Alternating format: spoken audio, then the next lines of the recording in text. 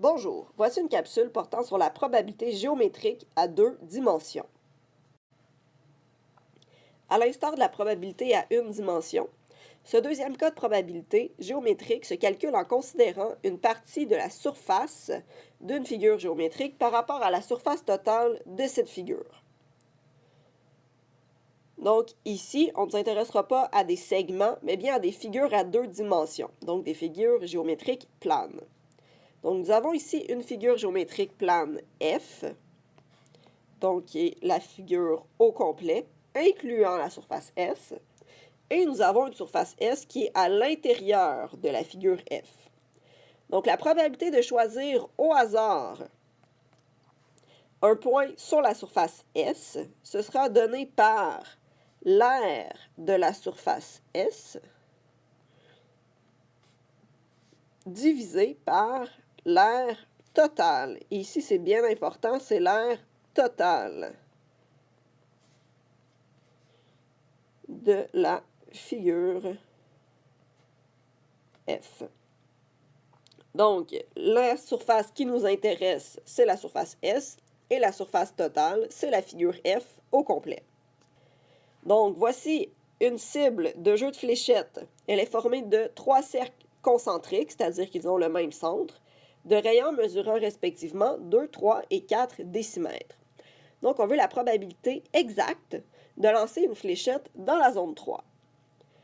Donc, premièrement, nous aurons toujours besoin de l'aire totale. Donc, première étape, je vais faire l'aire totale.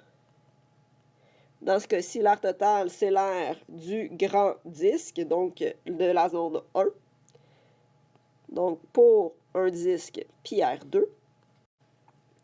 Et dans ce cas-ci, le rayon est de 4. Donc, l'aire est de 16 pi décimètres carrés. On peut faire la même chose maintenant pour notre zone 3. Donc, c'est aussi un disque de rayon 2. Donc, l'aire de la zone 3 est de 4 pi décimètres carrés. Et avec ça, on pourra regarder la probabilité qui nous intéresse. Donc, dans ce cas-ci, la probabilité qui nous intéresse, c'est d'être dans la zone 3.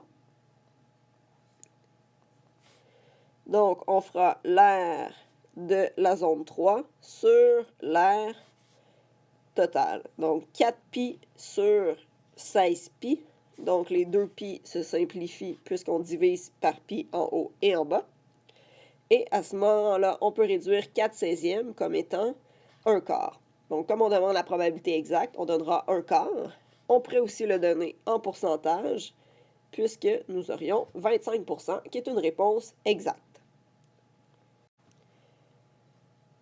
Pour la deuxième partie, on nous demande de trouver la probabilité de lancer la fléchette dans la zone 2. Donc, si on regarde la zone 2, la façon qu'elle est faite, c'est qu'on a un grand disque, mais au centre d'elle, on a la zone 3 qui ne nous intéresse pas. Donc, pour trouver l'aire de la zone 2, on devra faire l'aire du disque 2 moins l'aire de la zone 1, donc Z1 pour zone 3, excusez-moi, zone 3.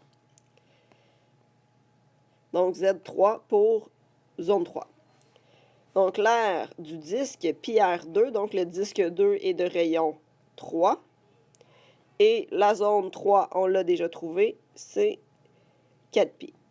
Donc, 3 à la 2, c'est 9 pi moins 4 pi, ce qui donne 5 pi décimètres carrés.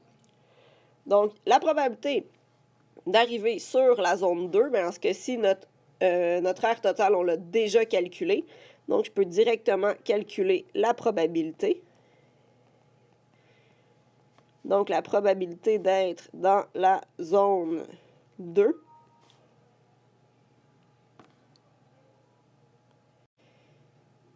Ce sera l'aire de la zone 2 sur l'aire totale. Donc, l'aire de la zone 2, 5 pi.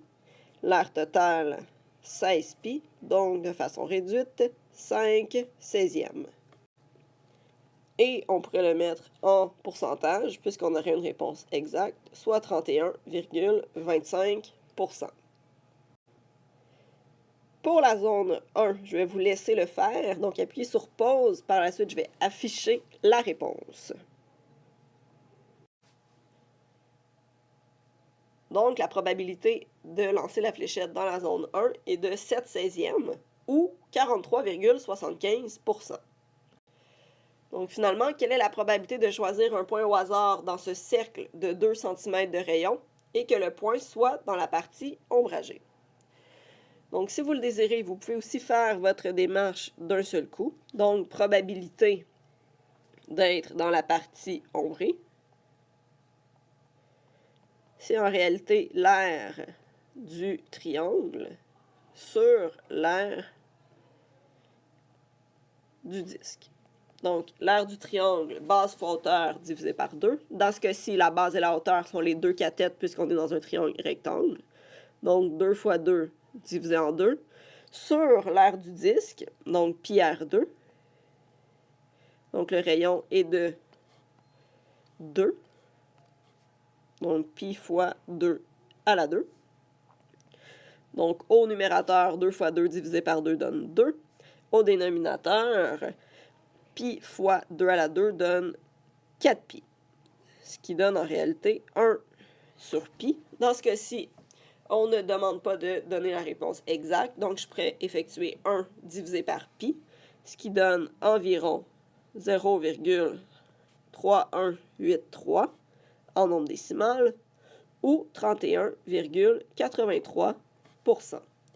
Merci!